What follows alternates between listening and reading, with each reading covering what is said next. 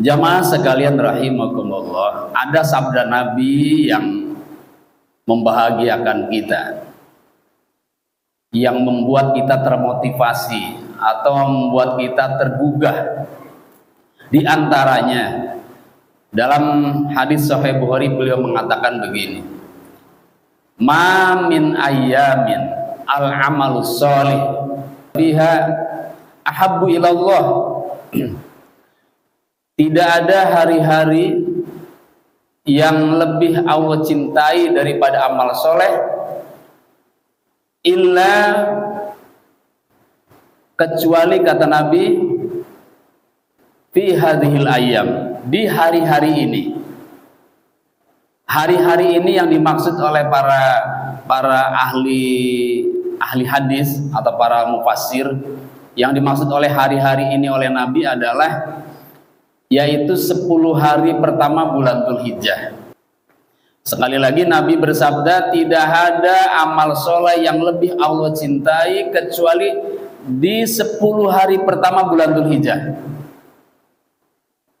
Selain itu, tingkatan kecintaan Allah kepada amal tersebut lebih rendah dibanding yang 10 hari ini.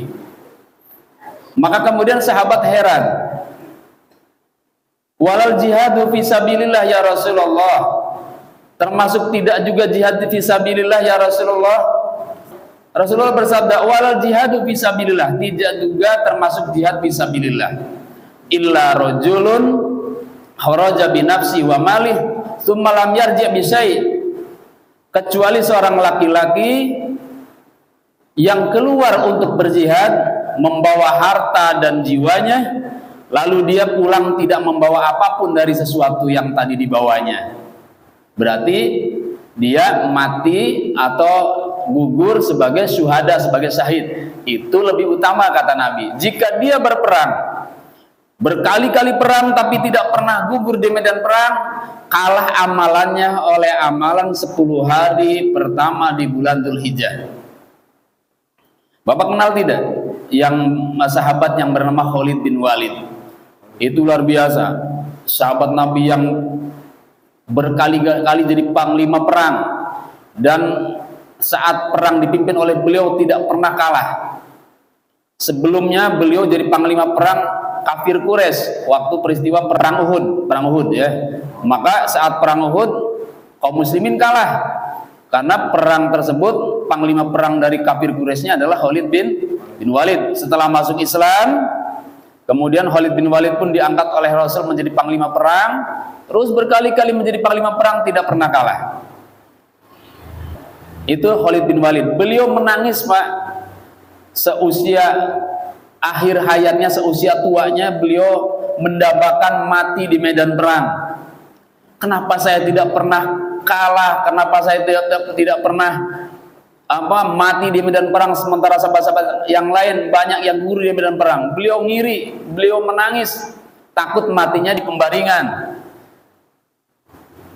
Sehingga beliau berlindung, ya Allah, aku berlindung kepadamu dari mati di pembaringan. Pengennya mati di medan perang. Nah, padahal gampang aja Pak ya sebetulnya ya. Iya kan? Pengen mati di medan perang gampang nggak? Gampang aja sebetulnya. Tinggal patahin aja pedang sendiri, lalu serahin dirinya. Tapi ternyata itu salah Pak. Saat perang kita harus punya jiwa mental ingin menang, jangan ingin kalah. Kalau ingin kalah nanti Islamnya kalah. Jadi mentalnya harus pengen menang. Tapi resiko kalahnya itu Allah hargai sebagai syuhada. Tuh, kalau matinya mati syahid, amalan tersebut lebih utama daripada amalan 10 hari pertama bulan Dzulhijjah. Tapi selain itu, kata Nabi, tidak ada yang lebih Allah cintai ketimbang 10 hari, amalan di 10 hari pertama bulan Dzulhijjah. Ada apa Pak? 10 hari pertama ada apa? Kira-kira ada apa? Amalan apa di 10 hari pertama itu? Kok lebih Allah cintai amalannya katanya, kata Nabi. Coba kita lihat ya. Kita lihat, semoga kita terinspirasi, termotivasi ingin melakukannya. Yang pertama di 10 hari pertama, bahkan seluruh harinya itu Allah jadikan hari-hari yang mulia, sebagaimana yang Allah janjikan, Allah firmankan dalam surat At-Taubah ayat 63 kalau tidak salah. A'udzubillahi minasyaitonirrajim. Inna iddatasy syuhuri indallahi 12 syahran fi kitabillah yauma khalaqas samawati wal ard minha arba'atun hurum dzalikad dinul qayyim fala tadlimu fihinna anfusakum wa qatilul musyrikina kafah kama yuqatilunakum kafah wa'lamu annallaha ma'al muttaqin. Terjemahan secara singkatnya bahwa sesungguhnya bilangan bulan yang Allah ciptakan itu berjumlah 12 saat Allah ciptakan langit dan bumi. 4 bulan diantaranya adalah bulan yang mulia, dan 4 bulan itu Nabi jelaskan Dzulqa'dah, Dzulhijjah, Muharram, Rajab. Itu termasuk bulan-bulan mulia. Ulama atau ahli fikih atau agama menyebutnya bulan haram. Bulan haram itu bulan mulia. Jadi haram itu Pak maknanya 2. Haram dilarang, yang kedua haram mulia. Dua-duanya ada korelasi, ada munasabah. Masjidil Haram, masjid yang mulia. Satu lagi Masjidil Haram, masjid yang tuh baru saja lupa. Haram itu maknanya 2. Satu dilarang, yang kedua mulia. Masjidil Haram, masjid yang mulia. Masjidil Haram, masjid yang dilarang. Kenapa dilarang? Dilarang umat selain Islam masuk ke dalamnya. Itu maksudnya. Masjidil Haram itu masjid yang haram untuk selain muslim masuk ke dalamnya. Makanya disebut Masjidil Haram. Binatang yang mati tanpa disembelih itu hukumnya haram. Haram itu maksudnya dilarang. Maksudnya mulia, untuk kemuliaan manusia gitu maksudnya. Pokoknya ada korelasinya. Nah, bulan-bulan haram tadi 4, Dzulqa'dah, Dzulhijjah, Muharram, Rajab, itu cara memuliakannya diantaranya adalah dengan banyak berbuat kebaikan. Dan kebaikan diantaranya adalah berpuasa di bulan tersebut. Maka bagi kita yang ingin memuliakan bulan haram, dalam hal ini bulan Dzulhijjah, maka sepantasnya kita berpuasa dari tanggal 1 hingga tanggal 30. Kecuali tanggal 10, 11, 12, dan 13. Tanggal 10 kenapa tidak boleh? Karena Idul Adha, hari raya itu memang haram berpuasa. Lalu 3 hari berikutnya disebut hari Tasyrik. Apa artinya Tasyrik? Siapa yang tahu artinya Tasyrik apa? Tasyrik itu dari kata syaroko, terbit. Makanya masyrik, sholatnya suruk, isrok. Tasyrik satu akar kata Pak. Tasyrik itu adalah sinar matahari yang menjemur. Saat itu daging-daging yang banyak dijemur, maka hari itu disebut hari Tasyrik. Kalau kita sih buat dendeng Pak. Kalau dijemur buat apa? Dendeng kan? Jadi hari Tasyrik itu maknanya hari membuat dendeng, itu bahasa bebasnya Pak. Hari menjemur daging. Kenapa hari itu diharamkan berpuasa? Karena takut banyak daging tidak kemakan, maka dilarang berpuasa. Kalau di kita udah nggak ada kali ya, masuk kulkas semua Pak ya. Jadi nggak usah dijemur, tapi dimasukin kulkas. Jadi harinya bukan hari Tasyrik kalau gitu Pak, hari kulkas. Haram berpuasa di hari Tasyrik. Tapi bagi orang yang tidak sedang haji, bagi orang yang sedang haji wajib berpuasa. Bagi yang kena dam tapi tidak bisa menyembelih, tidak bisa bersedekah, tidak bisa memperdekakan budak, cara yang keempatnya adalah berpuasa 10 hari, 3 hari di tanah suci dan 7 hari di tanah air, dan dilaksanakannya saat sedang haji ya. Dan akhirnya haji adalah tawaf ifadah. Sebelum tawaf ifadah ada jumroh. Dan saat jumroh itulah 11, 12, 13 jamaah haji yang kena dam tidak bisa bayar kafaratnya dengan apa? Menyembelih hewan, tidak bisa dengan bersedekah pada fakir miskin, tidak bisa dengan memerdekakan budak, maka kifaratnya atau damnya adalah menggunakan cara berpuasa. Maka kalau ada pernyataan boleh tidak hari tasyrik berpuasa, jawabannya boleh. Bagi siapa? Bagi jamaah haji yang kena dam itu denda, tapi dia tidak bisa membayar dam dengan cara tadi 3. Ya, untuk kita yang tidak sedang haji maka haram berpuasa. Baik, jadi kalau begitu kemuliaan yang tadi Rasul sampaikan di 10 hari itu adalah dengan cara berpuasa di sepanjang hari bulan Dzulhijjah, terutama tanggal 8, terutama lagi tanggal 9. Tanggal 8 disebut hari Tarwiyah, tanggal 9 disebut hari Arafah. Dan puasanya itu Bapak dan jamaah sekalian rahimakumullah adalah puasa karena kita berada di tanggal 9 Dzulhijjah. Kenapa saya perlu tegaskan ini? Karena banyak di antara kita yang memahami puasa 9 Dzulhijjah adalah karena orang haji sedang wukuf di Arafah. Padahal tidak ada kaitannya puasa Dzulhijjah di kita dengan jamaah haji yang sedang wukuf di Arafah. Kan namanya puasa Arafah Pak Ustadz. Iya betul, namanya puasa Arafah karena tanggal 9 itu disebut hari Arafah. Bukannya hari Arafah itu karena ada wukuf di Arafah, bukan. Arafah itu dari kata Arafah, Pak. Ya'rifu irfan atau urfan, di mana maknanya adalah mengetahui atau mengenal. Ada peristiwa apa di hari ini? Peristiwa Nabi Ibrahim mimpi menyembelih anaknya dengan penuh keyakinan bahwa mimpi itu datangnya dari Allah Subhanahu wa taala. Sebelumnya tanggal 8 beliau juga mimpi, tapi saat itu beliau masih ragu. Karena mana mungkin Allah menyuruh hambanya untuk berbuat zalim atau berbuat menyakiti saudaranya, apalagi anaknya. Mana ada perintah Allah, Pak?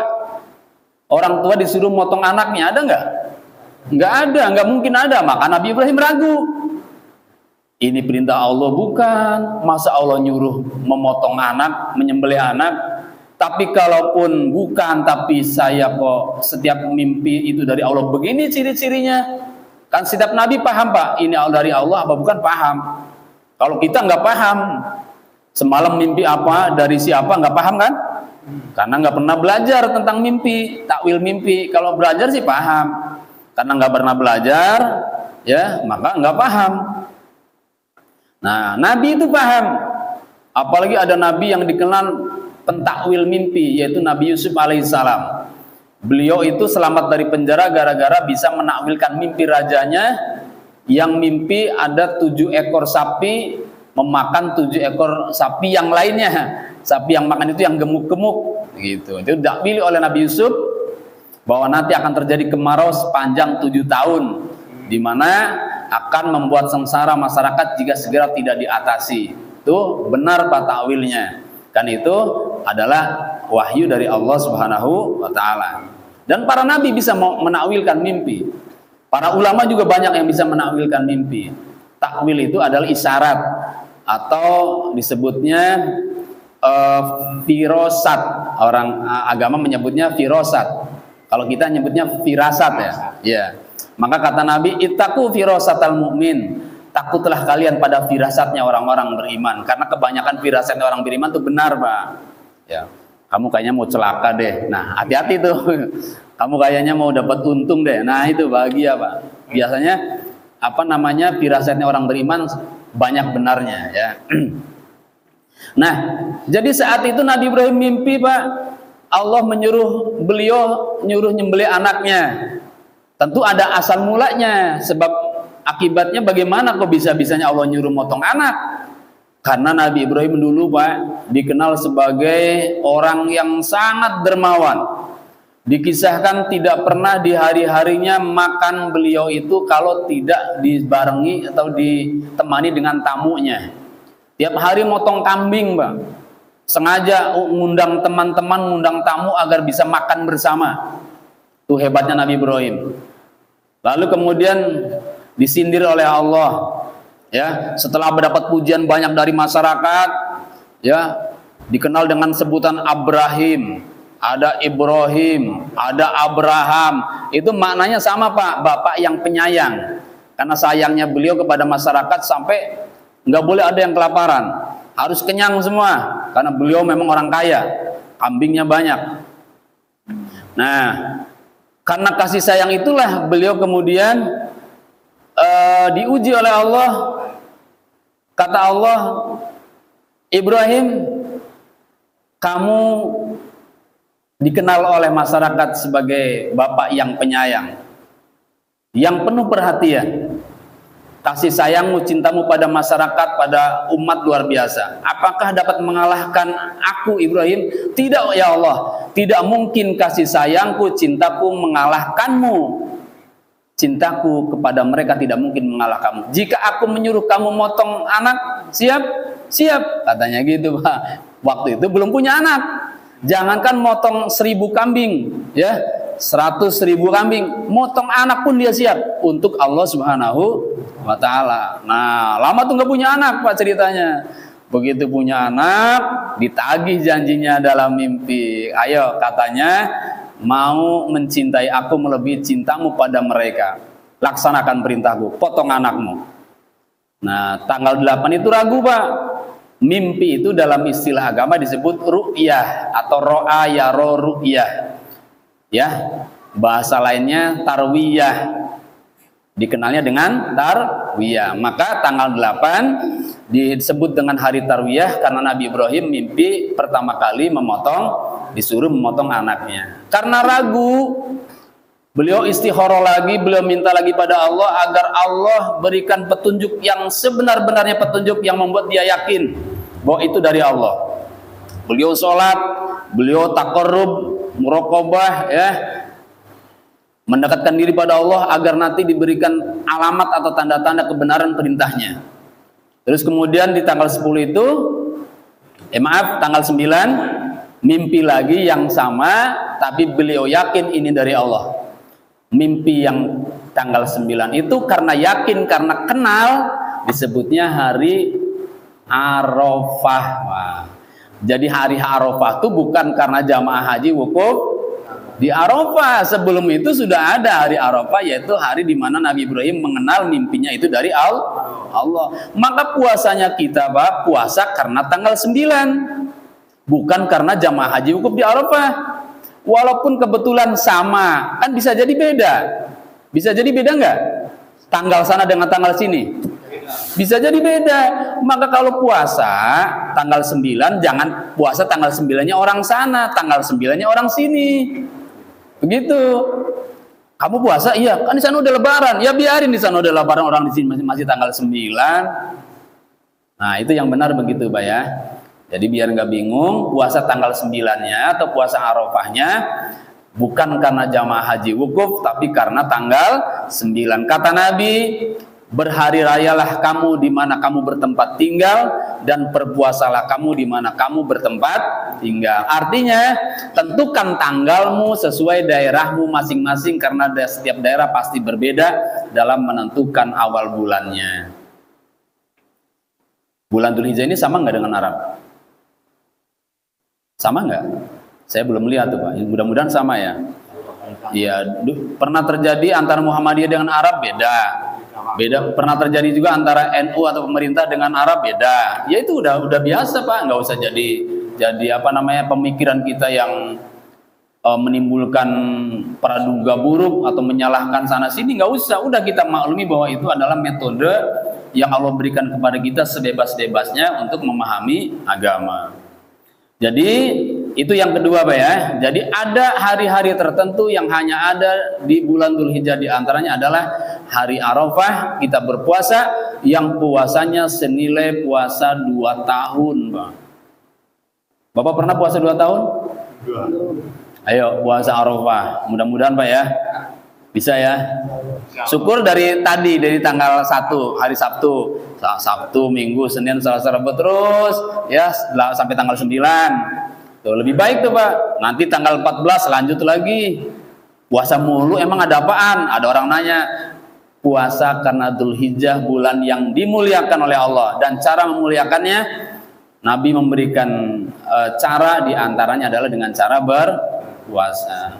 Bukan satu-satunya cara, Pak. Ada cara lainnya. Dengan banyak sedekah silahkan, dengan banyak itikaf silahkan. Pokoknya niat memuliakan atau mengisi waktu dengan ibadah dalam rangka memuliakan hari atau bulan yang dimuliakan Allah Subhanahu wa taala, yaitu bulan Dzulhijjah. Yang berikutnya, di bulan ini ada amalan yang disebut dengan kurban, di mana kurban dilaksanakan setelah nyata mimpinya dari Allah tanggal 10-nya, kemudian Nabi Ibrahim menuntun Nabi Ismail ya ke sebuah tempat untuk disembelih agar tidak diketahui oleh ibunya, agak jauh dari rumahnya, Pak. Dan Nabi Ibrahim dan Nabi Ismail anaknya penurut lagi, udah soleh, penurut, ganteng. Kalau jelekan kan mendingan ya jelek, hitam gitu, Pak, bandel mendingan gitu ya. Ini mah soleh, cakep, suruh dipotong. Duh, rasanya gimana? Satu-satunya lagi, Pak. Semata wayang. Kita punya anak 11 aja dipotong satu nggak bakal mau, Pak. Apalagi cuma satu. Tapi luar biasa Nabi Ibrahim. Lulus ujiannya, Pak. Maka beliau disebut uswatun hasanah. Jadi uswatun hasanah dalam Al-Quran itu dua. Yang pertama Nabi Muhammad SAW, yang keduanya adalah Nabiullah Ibrahim alaihissalam. Luar biasa. Kalau cerita Nabi Ibrahim luar biasa, panjang lebar uswatun hasanahnya. Ya tinggal kitanya saja bisa atau tidak menyampaikannya. Ya. Nah, tanggal 10 tersebut disebutnya hari Nahar. Tanggal 8 hari Tarwiyah, tanggal 9 hari Arafah, tanggal 10-nya disebutnya hari Nahar. Hari Nahar itu hari penyembelihan. Makanya ayatnya inna a'tainakal kautsar fasholli li rabbika wanhar. Wanhar itu nahar, Pak. Ya, kata perintah fi'il amar, wanhar, dan sembelihlah dan berkurbanlah dan potonglah leher bagian bawah, begitu maknanya nahar itu. Nah, jadi tanggal 10 adalah amalan di mana bagi kita yang tidak sedang pergi haji maupun jamaah haji dianjurkan atau diberikan amaliyah utama, yaitu memotong hewan kurban. Dalam Al-Quran, jamaah sekalian rahimakumullah, kata untuk amalan ini ada dua. Ya, yang pertama tadi nahar, yang keduanya kurban. Maksudnya kalimatnya berbunyi kurbanan. Lalu yang keduanya berbunyi wanhar. Dua kata yang maknanya bisa sama juga bisa beda. Bisa sama karena ada ahli tafsir yang mengatakan wanhar itu maksudnya berkurbanlah. Walaupun ada sebagian ahli tafsir lagi seperti yang disampaikan oleh Sayyidina Ali karamallahu wajhah saat ditanyakan kepada Nabi, "Ya Rasulullah, apa maknanya wanhar?" Wanhar itu, Ali, setiap kamu pindah rukun sholat dari rukun satu ke rukun lainnya, kamu baca Allahu Akbar, tuh namanya wanhar. Jadi ternyata wanhar itu maknanya takbirlah, Pak. Maknanya itu di tafsir yang lain ya. Itu saya baca dalam tafsir Ibnu Katsir begitu. Jadi baiklah kita ambil yang maknanya sama. Wanhar artinya berkurbanlah. Yang kedua kurbanan juga artinya kurban. Kurbanan ini ada dalam surat Al-Maidah ayat. Nah, ayatnya lupa saya, Pak. Nanti Bapak cari sendiri deh. Bunyinya begini. A'udzubillahi minasyaitonirrajim. Watlu alaihim naba abnai adama idh qarraba qurbanan fataqabbala min ahadihima wa lam yutaqabbal minal akhar. Bacakan olehmu Muhammad, kata Allah, kisah tentang dua anak Nabi Adam saat mereka berkurban, di mana satu di antara mereka diterima dan yang satunya ditolak kurbannya. Jadi kalau begitu, dalam ayat ini ada kata yang berbunyi kurbanan, ada alifnya, ada nunnya, Pak. Kur, kof, ro, ba, alif, nun, kurbanan. Ya, jadi disebutnya kurban gitu, dibacanya kurban. Nah, kurban di sini dia berasal dari kata koruba, yakrobu, yang maknanya dekat. Qarraba yuqarribu, mendekatkan. Nanti menjadi taqarrub. Qarraba yuqarribu takriban, takribatan takroban, tikroban, muqarraban, fahuwa muqarribun, wa dzaka muqarrabun, qarrib la tuqarrib, muqarrabun, muqarrabun. Kalau ngaji shorof itu begitu bunyinya. Jadi muqarrabah atau taqarrub artinya mendekatkan. Kurban juga mananya mendekatkan. Tetapi bedanya, Pak. Nah, saya sampaikan dulu pandangan ahli tafsir dulu. Para pakar tafsir mengatakan, mayoritas, bahwa setiap kata dalam Al-Quran yang berakhiran alif nun itu menandakan atau menunjukkan makna kesempurnaan. Coba Bapak pahami dulu kalimat ini. Setiap kata dalam Al-Quran di mana ada akhiran alif dan nun itu menunjukkan adanya makna kesempurnaan. Misalnya Rahman, ada alif nunnya tidak? Ada. Artinya sangat sempurna kasih sayangnya. Ghufron, sangat sempurna ampunannya. Ya, apalagi? Syaiton. Ada alif nunnya enggak syaiton? Ada. Apa maknanya, Pak? Sempurna apanya tuh? Sempurna setannya. Setan itu dari kata syato yang maknanya tepi. Jadi kalau begitu syaiton sangat sempurna ketepiannya dari rahmat Allah Subhanahu wa taala. Maka disebutnya syaiton. Pokoknya hampir, Pak. Ya kalaupun ada yang tidak maknanya sempurna, 1-2 paling bisa kehitung. Setiap kata dalam Al-Quran yang berakhiran alif nun menunjukkan adanya makna kesempurnaan. Termasuk kurban. Kurban mendekatkan dirinya pada Allah dengan sangat sempurna dibanding taqarrub. Taqarrub maknanya mendekatkan diri. Kurban juga maknanya mendekatkan diri. Apa bisanya bisa sampai sempurna itu? Ada apa di dalam kurban? Ternyata kurban itu penuh dengan apa disebutnya tuntutan, Pak, tuntutan kemanusiaan dalam diri kita. Dia bertentangan dengan sifat kemanusiaan yang dituntut oleh Allah Subhanahu wa taala. Kemanusiaan yang dituntut itu kita harus dermawan, kita harus perhatian, kita harus juga merelakan. Sementara kalau taqarrub nggak ada sebesar itu tuntutannya. Kita disunahkan berzikir, itu taqarrub. Kita disunahkan sholat sunnah, itu disebut taqarrub. Jadi tidak banyak pengorbanan. Kalau dalam kurban penuh dengan pengorbanan, di antaranya adalah korban harta. Ya. Makanya dalam istilah atau dalam syariat agama, kurban itu harus memenuhi syarat atau kriteria tertentu. Di antaranya kita harus dengan cara memotong hewan. Caranya taqarrubnya tuh, Pak, mendekatkan dirinya dengan cara memotong hewan. Tidak dengan cara sedekah uang, tidak. Tidak dengan cara sedekah pakaian atau makanan atau ibadah-ibadah yang lainnya, termasuk tilawah, tidak. Kurban harus menggunakan menyembelih hewan. Dan hewan yang disembelih minimal sebesar kambing yang berkaki 4, Pak, ya. Kalau sebesar kambing tapi kakinya 2, enggak. Ada sebesar kambing tapi kaki 2 apa? Burung unta, ya. Burung unta ada. Enggak, Pak, enggak disyariatkan burung unta. Ya, walaupun unta tapi tidak disyariatkan untuk dikurbankan. Atau ikan. Ikan kan ada segede kambing. Ya, enggak juga. Yang disyariatkan untuk kurban adalah hewan yang minimal sebesar kambing, dan hewannya hewan yang halal tentunya, ya. Nah, itu tata cara atau kriteria atau syarat sah kita berkurban, bisa disebut kurban. Yang kedua, harus dilaksanakan pada tanggal 10 sampai tanggal 13 Zulhijjah. Di luar itu tidak disebut kurban.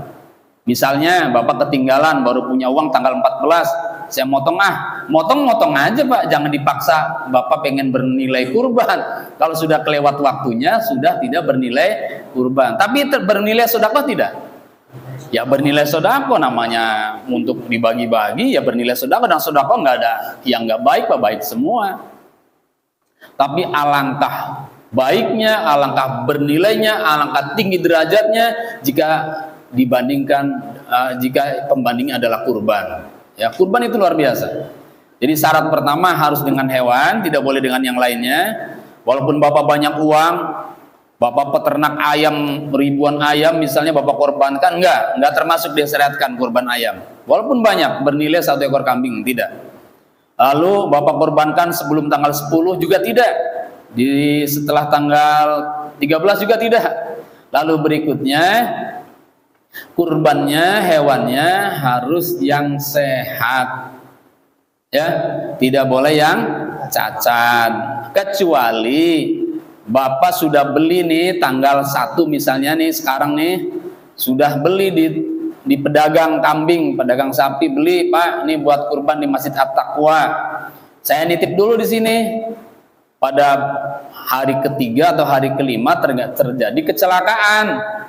Ada mobil nyasar misalnya, ada ditanduk sapi misalnya, atau berantem beradu sehingga ada yang patah tanduknya, ada yang poel telinganya, ada yang potong ekornya atau pincang kakinya. Itu yang seperti itu tidak mengapa, karena sudah dari awal dibeli dalam keadaan sehat, tapi kecelakaannya jadi cacatnya setelah diniatkan untuk berkurban.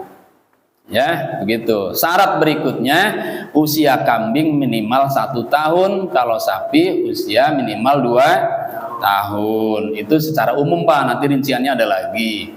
Nah, adapun yang lain-lainnya hukumnya adalah keutamaan. Misalnya hewannya betina boleh tidak boleh, ya, tapi utamanya adalah jantan. Betina boleh, Pak, betina boleh, jantan utama. Lalu 1 ekor kambing mencukupi untuk 1 keluarga. Di dalam rumah Bapak terdiri dari suami, istri, anak 5 misalnya, ya. Nah, itu cukup 1 ekor kambing untuk 1 keluarga. Karena Nabi kalau motong hewan kambing itu, Pak, ya Allah, kata Nabi, ini untukku, untuk keluargaku, juga untuk umatku. Bahkan Nabi sampai untuk umatku, berarti 1 ekor kambing cukup untuk umatnya Nabi. Kalau kita cukup untuk 1 keluarga, syukur 1 keluarga 1 ekor sapi. Ya, tapi kalau beda keluarga, ya kalau mau patungan harus 1 ekor sapi, Pak, karena 1 ekor sapi itu untuk 7 orang, ya, maksimal untuk 7 orang. 1 ekor sapi itu, Pak. Yang dimaksud adalah bukan dalam 1 keluarga dengan sesama pengurus masjid. Kalau dalam keluarga ya boleh-boleh saja, bahkan 1 keluarga boleh 7 sapi, boleh 10 sapi. Jadi sekurang-kurangnya 1 keluarga 1 ekor kambing, ya, 1 keluarga, Pak. Tapi yang 1 dapur. Maksudnya di dalam rumah itu hanya ada 1 keluarga. Kalau sudah ada 2 keluarga, misalnya anaknya sudah punya keluarga lagi, namanya 2 dapur, maka anak yang sudah punya keluarga itu tidak terbawa dalam 1 ekor kambing tadi. Ya. Nah, berikutnya jamaah sekalian rahimakumullah, utamanya kalau kita mau berkurban, motong sendiri, bagikan sendiri, jangan nyuruh orang lain atau minta tolong kepada orang lain. Maka zaman dulu, Pak, tidak ada yang namanya panitia penerimaan dan penyaluran hewan kurban. Kalau kita mau berkurban, ya kita yang motong, kita yang bagiin, dan di rumah kita. Begitu caranya dulu. Sehingga zaman dulu itu, Pak, benar-benar mengamalkan sabda Nabi, mengamalkan amaliyah Nabi. Yang mana? Di mana Nabi menginginkan kita, menghendaki kepada kita agar kita di hari itu asupan yang pertama kali masuk ke dalam tubuh kita adalah daging kurban. Kenapa? Karena daging kurban itu adalah daging yang penuh dengan berkah. Maka sangat disayangkan jika ada orang kaya lalu berkurban, lalu dia katakan, saya nggak usah dibagi, saya ikhlas, saya ridho, saya untuk umat semua, saya nggak usah dibagi. Itu pandangan yang salah. Dia tidak paham jika dalam daging kurban ada keberkahan. Kalau seandainya dia paham, pasti akan meminta barang sedikit pun, Pak, walaupun sepotong, ya. Karena daging kurban dengan daging di pasar jauh berbeda nilai keberkahannya. Bisa jadi di pasar nggak ada keberkahan, tapi di dalam daging kurban itu banyak keberkahannya. Buat apa berkah itu? Berkah itu Pak buat spirit ibadah, buat memompa biar kita semangat ibadah. Kalau kita malas-malasan ibadah itu tandanya kita kurang mengkonsumsi barang berkah, harta berkah. Kenapa malas mulu ibadah ya? Hati-hati Pak, Bapak kurang makan makanan yang berkah. Semakin Bapak cari makanan berkah, semakin semangat ibadah. Contohnya santri Pak. Santri itu berebut berkah luar biasa. Itu minuman kiai kalau nggak habis pasti jadi rebutan. Makanan kiai kalau nggak habis jadi rebutan. Kenapa? Karena Nabi bersabda di setiap makanan orang soleh Allah turunkan keberkahan. Dalam satu piring misalnya, kalau dibagi 5, maka 1/5 di antara itu ada keberkahan. Tidak ada yang tahu Allah turunkan keberkahan di 1/5 yang mana. Maka ketika makan, kiai nggak habis, Pak, 1/5-nya nggak habis, jangan-jangan di 1/5 inilah Allah turunkan keberkahan. Maka jadi rebutan santri. Nggak usah heran. Nah, bapak-bapak bukan santri jadi nggak pernah rebutan ya. Iya, nggak pernah dapat ilmu ini masalahnya. Dan nggak pernah merasakan apa disebutnya manfaatnya berkah. Kalau bapak merasakan manfaatnya berkah pasti dicari. Makannya dinampan. Kata Nabi, makanan di mana banyak tangan itu Allah turunkan keberkahan. Ya, carinya yang kira-kira tidak ada unsur syubhatnya, yang halal murni karena itu banyak keberkahannya. Nah, maka di dalam pembagian daging kurban Pak tidak ada mustahik. Seperti mustahiknya zakat fitrah. Fakir, miskin, amil, gharim, hamba sahaya, ibnu sabil, sabilillah, mu'alaf, ada 8. Di dalam pembagian daging kurban tidak ada mustahik yang 8 ini. Semua berhak menerimanya. Kaya, miskin, bahkan non-Islam pun berhak menerima daging kurban. Apalagi non-Islam yang rumahnya pinggir masjid, sudah gitu di depannya ada banyak hewan kurban untuk masjid itu. Sudahlah baunya kebagian, kotorannya kebagian, pas disembelih nggak kebagian. Alangkah kejamnya umat Islam Pak kalau begitu. Mana perasaan pengurus masjidnya terhadap non-Islam? Maka untuk hal ini non-Islam berhak menerima daging kurban. Jadi kalau begitu nggak pantas kalau kita berebut daging kurban gara-gara enaknya makan daging gratis. Jangan itu Pak yang dicari. Berebutlah karena dalam daging kurban ada keberkahan. Maka cukup sepotong juga, nggak usah banyak-banyak. Jadi maksudnya nggak usah benci, nggak usah prasangka buruk kepada panitia jika Bapak kebagian sedikit. Katakan saja alhamdulillah, karena dengan daging itu mudah-mudahan Allah turunkan keberkahan dan membuat dirinya dan anak-anaknya semangat ibadah. Begitu Pak. Jadi kalau begitu kita kembali ke hadis Nabi tadi, 10 hari pertama di bulan Dzulhijjah amalannya lebih dicintai oleh Allah ketimbang amalan di hari-hari yang lainnya. Di antaranya adalah adanya kurban. Dan kurban hanya ada pada bulan ini, tidak di bulan-bulan lainnya. Di antara keutamaan kurban lagi, bulu-bulu di hewan itu Pak, Allah hitung jumlahnya. Bapak pernah menghitung jumlahnya? Belum. Coba sekali-kali dihitung Pak, jumlah bulu di kambing lah ya, per jengkal berapa? Per jengkal saja, dipotong per jengkal dihitung. Coba cabutin satu persatu, siapa tahu nanti Bapak masuk ini berita ternyata penghitung bulu pertama di dunia ini kambing adalah dari At-Taqwa. Nah, iya.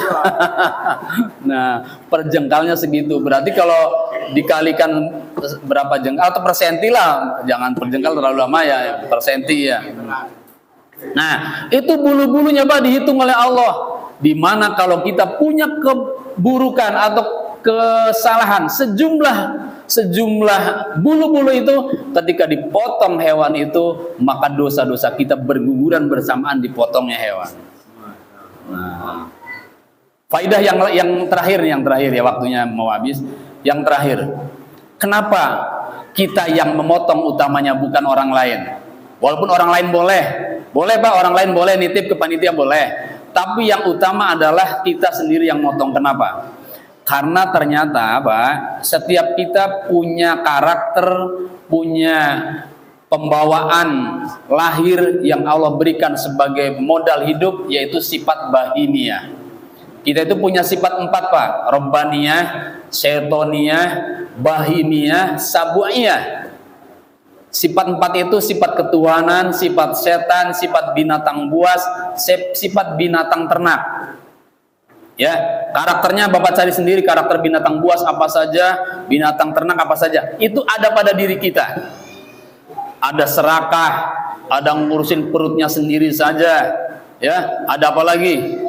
Ada kadang tidak punya kasihan, tak peduli. Banyaklah sifat-sifat binatang itu. Saat kita potong itu hewan, kita minta pada Allah, ya Allah, potonglah, arahkanlah nafsu hewan yang ada dalam tubuh saya bersamaan dengan disembelihnya hewan ini. Nes, gitu Pak.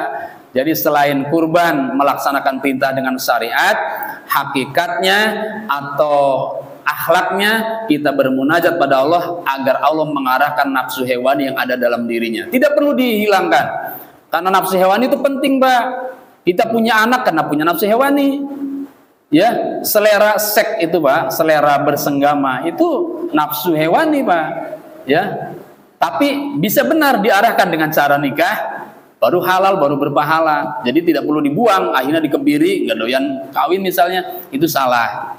Ya, atau nafsunya dihilangkan, nggak punya marah, itu juga salah. Marah itu perlu saat Nabi kita dicaci, dihina, saat agama kita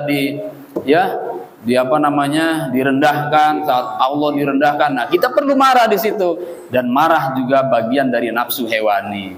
Nah, itu diantara syariat tentang kurban. Belum haji, Pak. Wah, sangat banyak di Dzul Hijjah ini. Makanya pantas kalau Nabi tadi mengatakan tidak ada amalan yang lebih Allah cintai ketimbang amalan di 10 hari pertama bulan Dzul Hijjah. Mudah-mudahan kita bisa mengamalkannya walaupun barang 1, 2, 3 amalan. Ada yang mau ditanyakan? Silakan, Pak. Banyak yang melaksanakan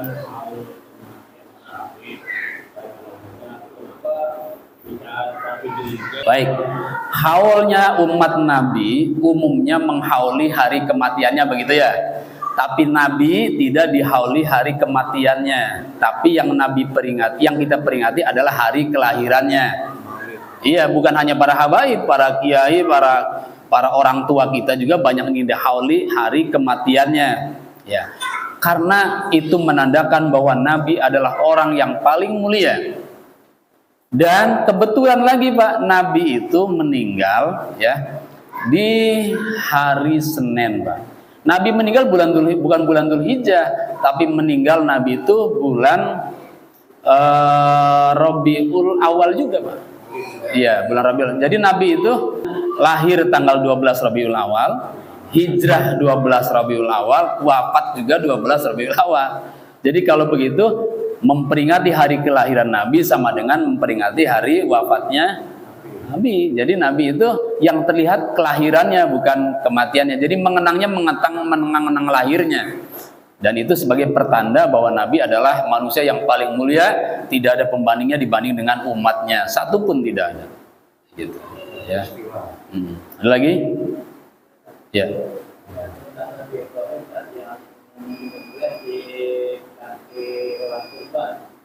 Terus pertanyaan saya, adakah keturunan Nabi Ismail? Nabi Ibrahim itu punya istri 4, Pak. Yang punya anak Nabi 2. Yang pertama adalah Siti Hajar, punya anak namanya Ismail. Yang kedua Siti Sarah, yang punya anak namanya Ishak. Ya. Nah, tapi orang Yahudi berpandangan berbeda, Pak. Anak pertamanya Ishak. Satu-satunya yang jadi nabi namanya Ishak. Ismail bukan anak, karena Ismail kata mereka adalah putra dari budaknya Nabi Ibrahim, yaitu Hajar. Hajar itu budaknya Nabi Ibrahim, Pak, menurut orang Yahudi. Menurut Islam juga sama. Siti Hajar itu budaknya Nabi Ibrahim. Tapi setelah dinikah jadi merdeka. Kalau begitu bukan budak lagi, ya.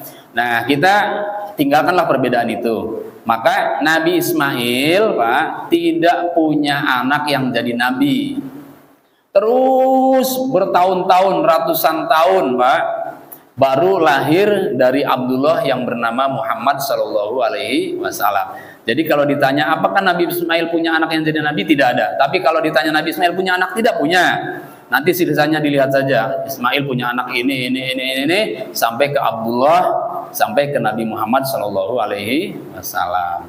Jadi Nabi Ishak punya anak Yakub, Yakub punya anak Yusuf. Nah, dari Nabi Ishak banyak yang jadi nabi, Pak, sampai nanti ke Nabi Isa alaihissalam. Makanya orang Yahudi itu bisanya bangga, nasabnya mulia, karena di sana banyak keturunan yang jadi nabi. Makanya mereka merasa mulia karena bapak-bapak mereka atau nenek moyang mereka banyak yang jadi nabi. Sementara Islam hanya Nabi Muhammad, kesananya baru ketemu di Nabi Ismail alaihissalam. Ada lagi?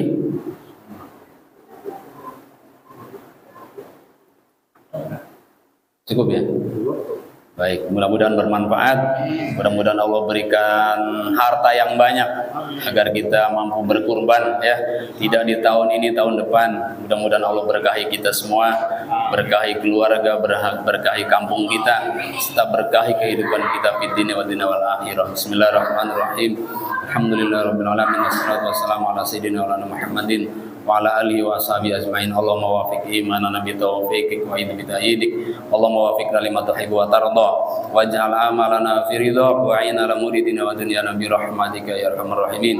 Wa sallallahu ala sayyidina Muhammad wa ala alihi wasallam. Walhamdulillahirabbil alamin. Assalamualaikum warahmatullahi wabarakatuh. Waalaikumsalam.